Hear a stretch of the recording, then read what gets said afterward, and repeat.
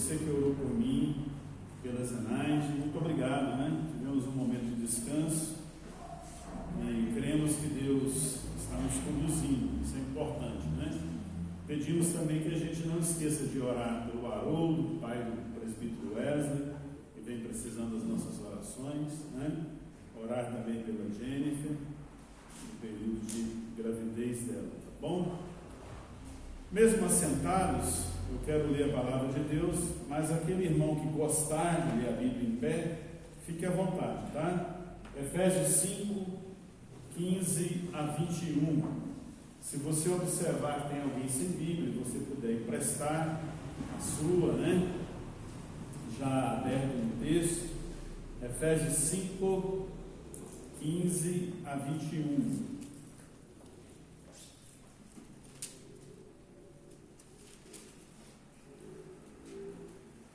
Quero ler e peço a sua atenção. Portanto, tenham cuidado com a maneira como vocês vivem e vivam não como tolos, mas como sábios, aproveitando bem o tempo, porque os dias são maus. Por esta razão, não sejam insensatos, mas procurem compreender qual é a vontade do Senhor, e não se embriaguem com vinho, pois isso leva à devassidão, mas ao contrário disso, deixem-se se encher do Espírito, falando entre vocês com salmos, hinos e cânticos espirituais, cantando e louvando de coração ao Senhor, dando sempre graças por tudo a nosso Deus e Pai, em nome do Senhor Jesus Cristo. Sujeitem-se uns aos outros no temor de Cristo. Amém? Os irmãos podem assentar-se. Nós vamos entregar uma reflexão. Desde já agradecemos àqueles que estão conosco, são nossos convidados. Que Deus abençoe a sua vida. Muito bom ter você aqui. Não apresentamos nome por nome, não pedimos para ficar em pé. A gente acha que isso é deselegante, mas nós sabemos quem está aqui. Que Deus abençoe a sua vida. Você é muito bem-vindo. E após a pregação a gente vai proceder à cerimônia de batismo e profissão de fé da Isabela, da Suelen, e a profissão de fé e recebimento da irmã Rebeca, né? Para fazer parte conosco aqui da igreja. A cada domingo a gente tem feito uma cerimônia, porque nos dias de Covid, ter toda a igreja aqui, o número ultrapassaria as normas que a cidade está colocando, tá? Bom, irmãos, há uns anos atrás, uma enfermeira publicou um livro com algumas pessoas que estavam na fila para morrer nos hospitais, e ela, na sua pesquisa com essas pessoas, doentes terminais, ela descobriu 5 motivos pelos quais as pessoas se arrependeram durante toda a sua vida.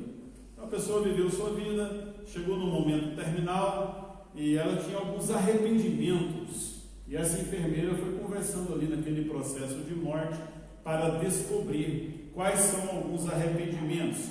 E ela listou no seu livro publicado 5 arrependimentos que vinham no geral naquela lista. Eu queria passar para os irmãos a título de introdução. Ela disse assim, essa publicação é de 2010, já tem alguns anos. Ela diz assim: algumas pessoas, eu gostaria de ter tido a coragem de viver a vida como eu quisesse, não a vida que os outros esperassem que eu vivesse. Esse é o primeiro arrependimento. Viveu demais para agradar aos outros, viveu demais na expectativa dos outros, parentes ou perto, tomou as suas decisões, algumas foram deixadas para trás, outras decisões abandonadas, evitou de algumas para agradar quem estava perto, e no final, acerto de contas, a pessoa estava com mágoa, com ressentimento, por não ter vivido a vida que gostaria de ter vivido, mas viveu como os outros quisessem que ela tivesse vivido.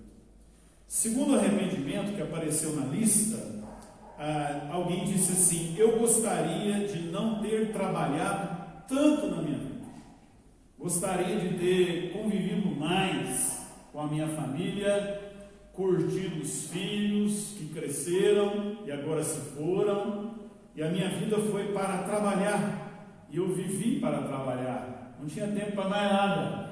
E o meu arrependimento é: se eu pudesse começar de novo, eu ia aproveitar o tempo que eu perdi dentro da minha casa. Terceiro arrependimento: eu gostaria de ter tido a coragem de expressar meus sentimentos. Passei a minha vida toda em crise, com alguns sentimentos e coisas que eu queria que os outros soubessem, e principalmente aqueles que estão do meu lado, mas a pessoa fugiu de expressar. É como se convivesse junto e fossem estranhos dentro de um lar. E a pessoa está dizendo na hora da sua morte, onde nada mais se importa, né? Que ela gostaria de ter expressado e falado mais. Viveu como um túmulo e não deixou seu coração se abrir para que aqueles que convivessem pudessem ver e perceber o que se passava na sua vida íntima. Quarto arrependimento: eu gostaria de ter ficado em contato mais tempo com os meus bons e velhos amigos.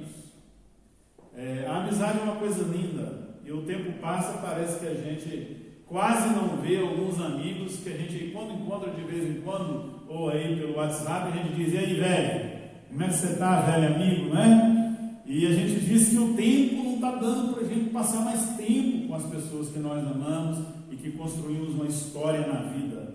E essa pessoa, perto de morrer, disse que se houvesse a oportunidade, ela largaria algumas outras coisas para gastar um tempinho mais com um amigo da mocidade, com um amigo da infância, com alguém que foi muito importante para ela. Quinto arrependimento na lista, esses foram os 5 mais que foram pontuados: eu gostaria de ter me permitido ser mais feliz. Interessante ver isso, né? Eu não fui tão feliz como eu queria. O medo de mudança, o fingir que estava contente com algumas coisas, mas eu gostaria de apenas rir quando desse vontade de rir, ou de sair para conversar coisas bobas, sem sentido, talvez que se a gente parar ninguém vai querer ouvir, mas eu gostaria de ter vivido assim, uma vida mais light, uma vida mais espontânea, uma vida onde eu pudesse ter alegria. O texto que nós lemos é um texto que no versículo 1 e 2 vão dizer sobre o estilo de vida, ou melhor, no capítulo 1 e 2, o estilo de vida de quem entrega a sua vida para Deus. Há um caminho, há um estilo de vida. Todo mundo que se converte tem que viver dessa forma. Capítulo 1 e 2 da carta de Efésios vai dizer isso. E apresenta um modelo.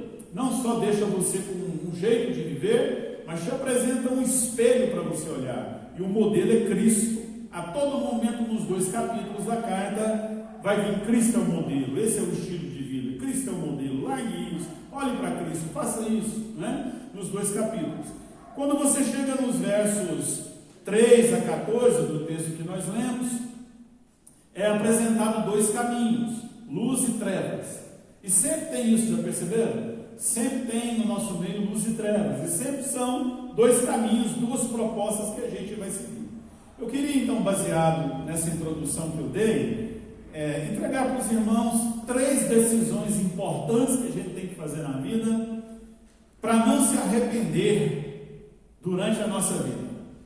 A pesquisa apontou pessoas que tiveram a oportunidade de pontuar antes de morrer, mas com a pandemia a gente não está tendo tempo nem para pontuar, né? Hoje você está bem, amanhã já pega uma gripe, depois já piora, depois já está lutando, depois é entubado, depois já não está aqui. E a gente tem passado isso esses dias todos. E eu queria oferecer, a Bíblia, oferecer aos irmãos dentro desse texto 3 decisões, já que você tem luz e trevas à sua frente, tem um espelho, um modelo para seguir, que é Jesus Cristo, e tem um estilo de vida para andar. Eu queria lhe dar 3 decisões importantes que está no texto, que se você tomar essas decisões, eu tomar essa decisão que eu estou pregando para mim, você não vai se arrepender. Você vai viver a sua vida tranquilo, e quando alguém te perguntar como você queria ter vivido, eu não vivi bem, vivi de acordo com o que tinha que ter vivido e tomei as decisões necessárias.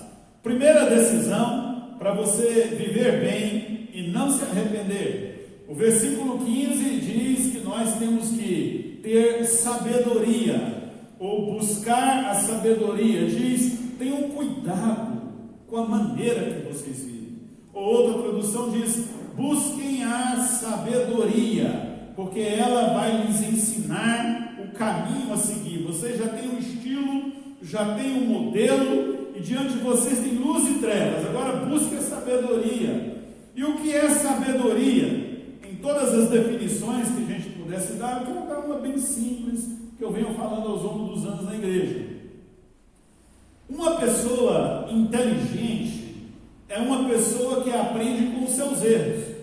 Porque infelizmente nós temos pessoas burras, desculpem falar assim, e muitas vezes nós nos comportamos de forma burra, porque nós repetimos os mesmos erros. Mas uma pessoa inteligente, ela aprende com os seus erros. Ela vê onde caiu, ela vê as decisões erradas, ela vai pontuando a sua vida, ela vai caminhando e aprendendo, tirando lições da sua vida. Mas uma pessoa sábia aprende com os erros do outro. Não dá tempo para a gente viver a nossa vida inteira errando e aprendendo com os nossos erros. A vida é muito curta. É por isso que tem você do meu lado e eu do seu lado, porque eu olho para a sua vida, você olha para a minha, e você pode aprender com os meus erros e não fazer as mesmas coisas que eu faço, para a gente poder caminhar. Então, sabedoria é alguém que olha a sua volta e aprende com os erros dos outros, que olha para a pessoa e não acusa os outros, mas diz: o telhado da minha casa é de vidro. O que está acontecendo na vida do vizinho pode acontecer na minha vida e na minha casa. E aí a gente tira lições. Como foi que ele caiu e errou daquele jeito? Para que a gente possa evitar os mesmos erros. Isso é sabedoria. Então, se nós não quisermos arrepender no final da nossa vida, seria bom buscarmos a sabedoria. E a Bíblia diz, principalmente na carta ao Tiago, que quem quer sabedoria, peça a quem? A Deus. E peça de que jeito? Com fé, crendo que receberá. E diz a Bíblia, o texto, e assim será. A sabedoria é a habilidade de aplicar as informações e o conhecimento que você tem na situação apropriada. Por exemplo, quando eu penso em sabedoria, eu penso em minha mãe. Minha mãe já é falecida. A minha mãe viveu todos os seus anos e faleceu sem ter leitura, sem conseguir ler e nem assinar o seu próprio nome. Era analfabeta e criou toda a família e os filhos estudaram. E uma das grandes frustrações da vida da gente é não ter ensinado a mamãe a ler. Mas para mim não tem uma pessoa mais sábia do que a minha mãe foi, porque ela sabia aplicar para o momento que ela vivia a palavra de Deus que ela aprendia na igreja. Ela ouvia alguém pregar e ela aconselhava todos os filhos, netos e por aí ia. Então, para o momento que você está passando hoje, aí você lembra: nossa, ouvi a pregação assim. Você pega aquilo que você ouviu e aprendeu, aquilo que leu na Bíblia, e aplica de acordo com aquela situação. Isso é sabedoria. Você tem as informações, mas não sabe como aplicar as informações.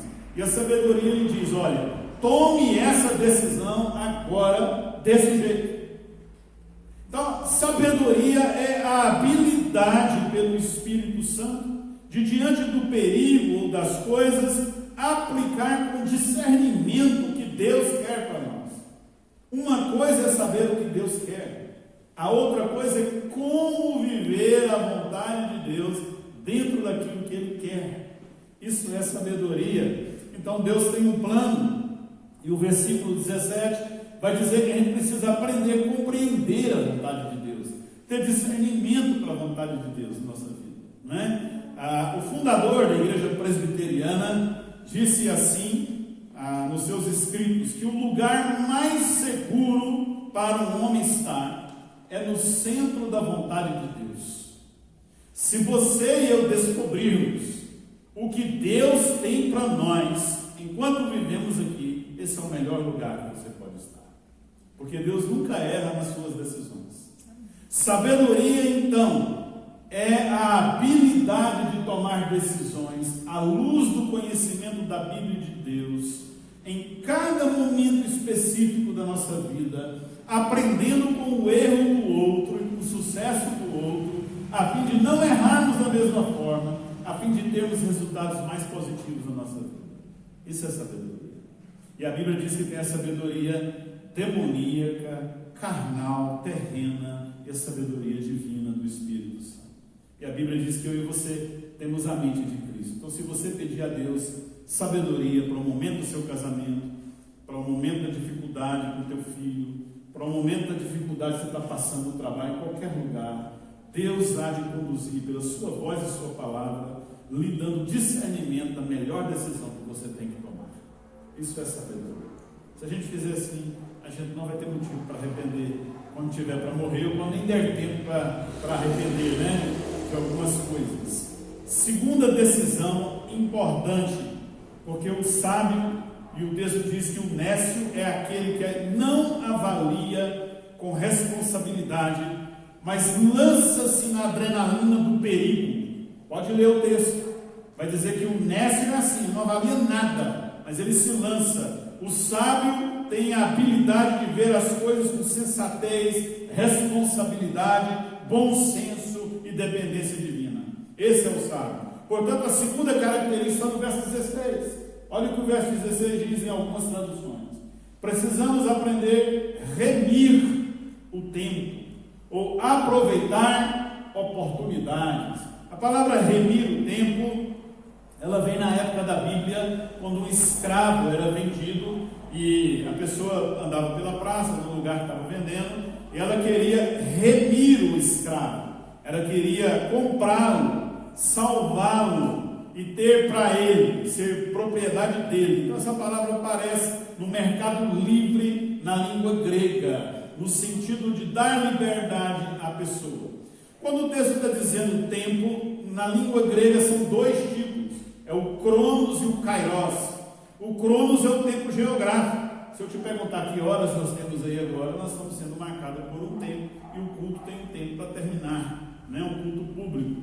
Mas o kairos é o tempo de Deus, o momento oportuno, convincente de Deus falar conosco, porque os dias são maus. Nós precisamos aprender o tempo de Deus para nós, dentro do nosso tempo geográfico, porque os dias são maus, e nós temos que aproveitar a oportunidade, porque o mau uso do tempo agora será colhido na eternidade. Tudo que plantarmos vamos colher. De todos os jeitos que vivermos, acertaremos as contas com Deus. Então o Senhor quer que nós aprendamos a remir o nosso tempo, a aproveitar a oportunidade. A gente costuma dizer assim: nossa, perdi a oportunidade. Na verdade, a gente não perdeu a oportunidade, porque a oportunidade que você perde, alguém aproveitou. Passou o momento, você deixou passar. E algumas coisas não voltam mais, mas outros aproveitam no lugar da gente.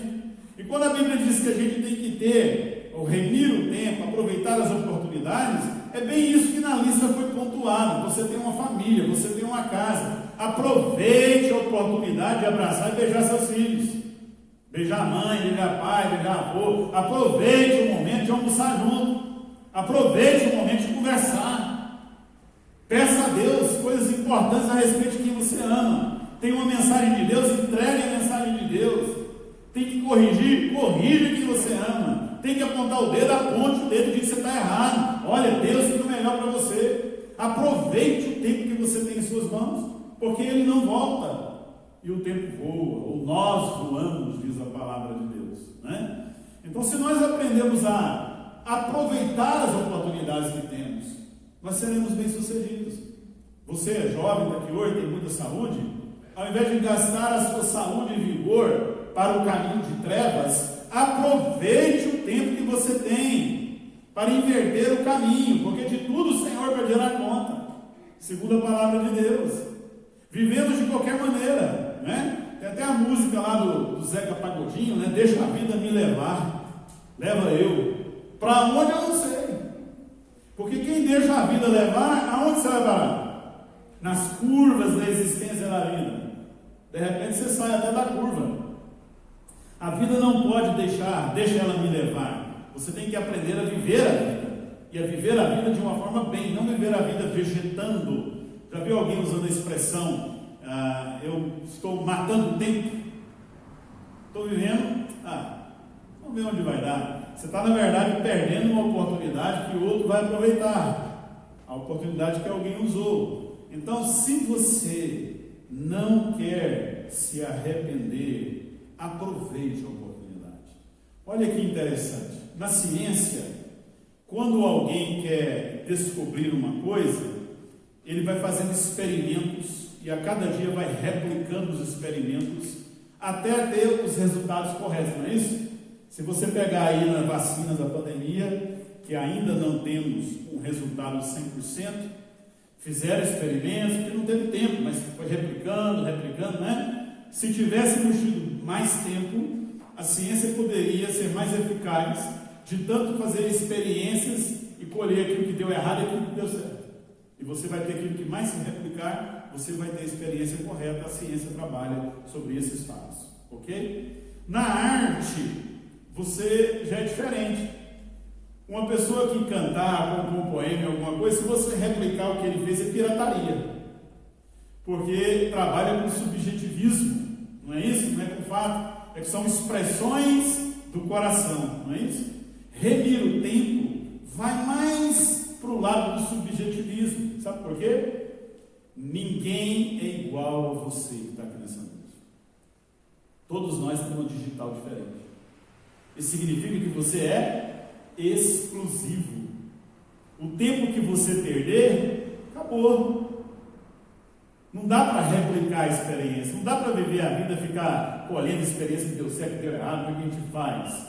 A inteligência, a sabedoria vai nos ensinando a aproveitar o tempo e a gente viver da melhor forma que a gente pode viver, porque o tempo perdido é aproveitado por outra pessoa e aí a gente fica no meio do caminho, no meio da avenida e as coisas não voltam mais. Não dá para voltar mais as coisas. Tem coisas que você quer viver, que você sonhou a sua vida inteira e que às vezes chegou agora o momento de viver e já não tem as pessoas com quem você possa compartilhar isso, já não tem o sentido mais de viver como você sonhou no passado. Então aproveite o momento que você tem. Às vezes você está na sua casa, às vezes você está com problemas e às vezes o foco do seu olhar tem sido só nos problemas. Olhe para as soluções também. Olhe para as pessoas que estão com você.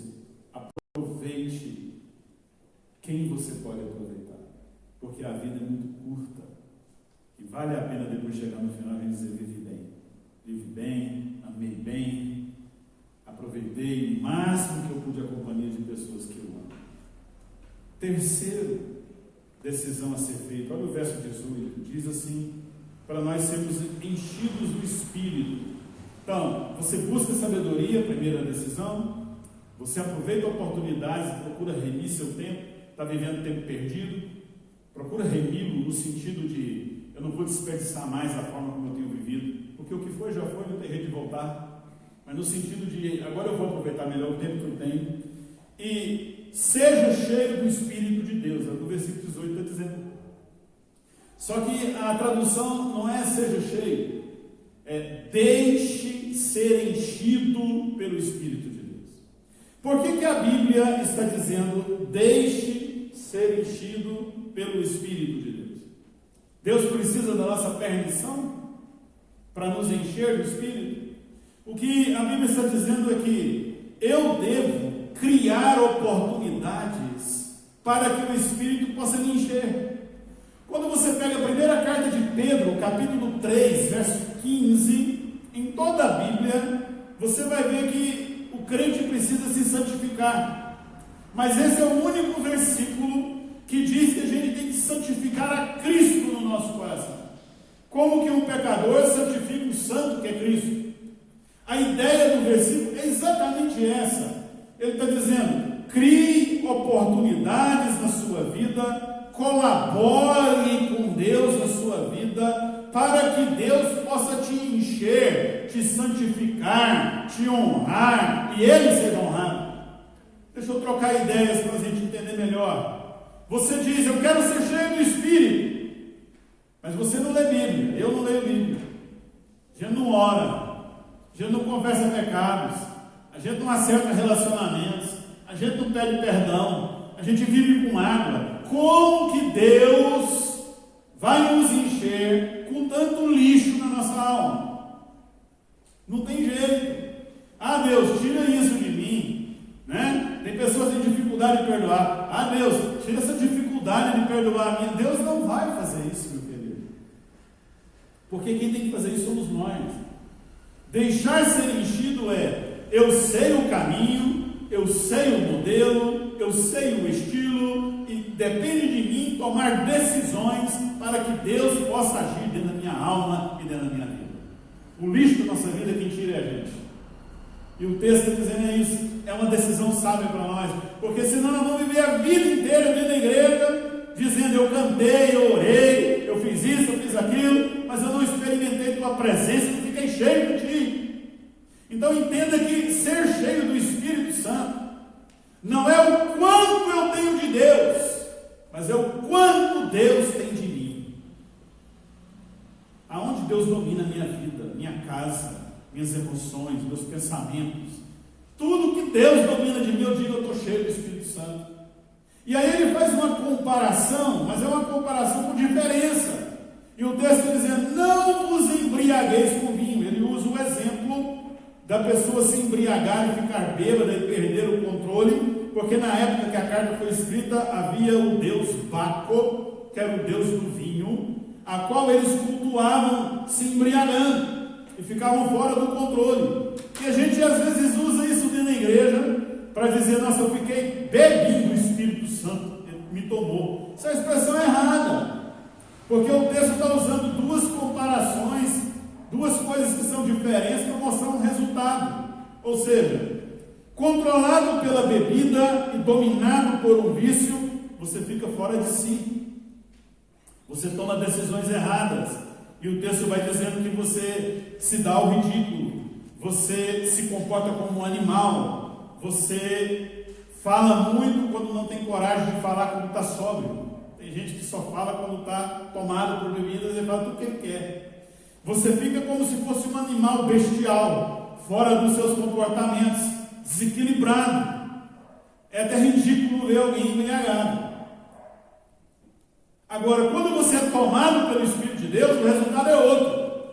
É equilíbrio, é sensatez, é coerência, é vida aos pés de Deus, é determinação de abençoar, é determinação de pedir perdão, é se relacionar bem, é amar bem. O resultado é outro.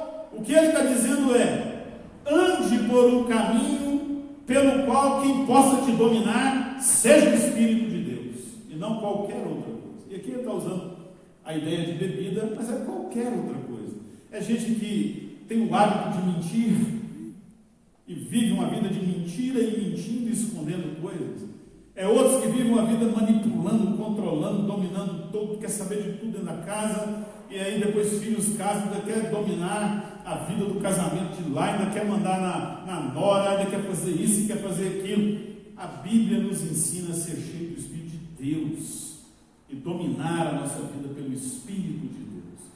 É uma decisão sábia, porque o Espírito Santo há de trazer dentro de nós alguns resultados, e está dentro do texto, e eu quero terminar. Quando você é tomado pelo Espírito de Deus, há uma nobreza entre nós. E que nobreza? Diz o texto: relacionamentos saudáveis.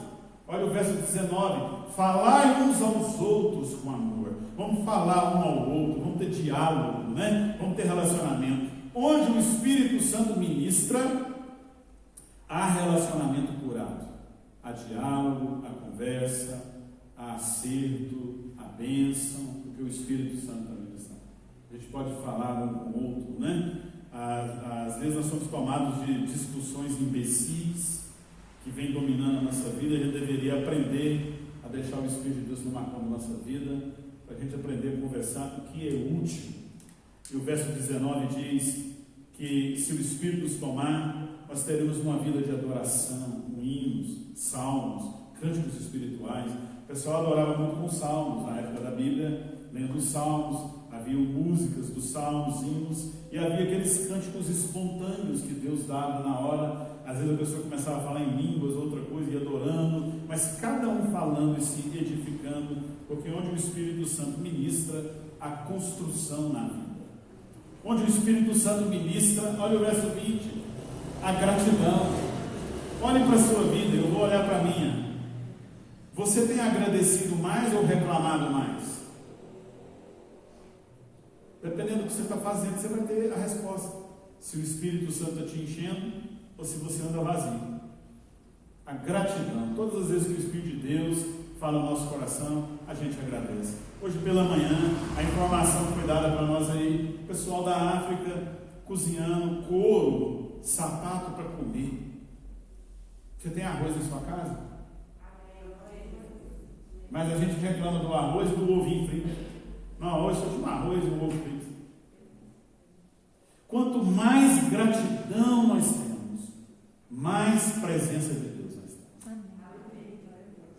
Quando você foi no banheiro fazer um xixi, desculpa aqui, né? Estou até nas redes aqui, mas é para quem está me ouvindo. Você agradece a Deus? Ou você deixa para agradecer quando você está internado com a sono e você não pode urinar? Como é a sua gratidão a Deus? Porque se o Espírito Santo te domina, a gratidão invade o nosso coração. E quando nós perdemos alguém que amamos, nós dizemos, porque o Senhor levou? Não, nós dizemos, obrigado, Senhor, por tantos anos que o Senhor permitiu isso. Como foi um presente de Deus viver com quem nós amamos tantos anos. O Espírito Santo nos toma e nos faz entender essa verdade. E é uma decisão para não se arrepender. E aí ele diz, e eu quero concluir aqui, que quando o Espírito Santo nos toma, nós nos sujeitamos um ao outro. A gente vive uma vida de individualismo. Ninguém abre mão do direito que tem. E é por isso que nós brigamos sempre. Mas quando o Espírito Santo nos domina, você pode ter razão em alguma coisa, você diz, tudo bem, eu abro mão, vamos resolver isso por aqui.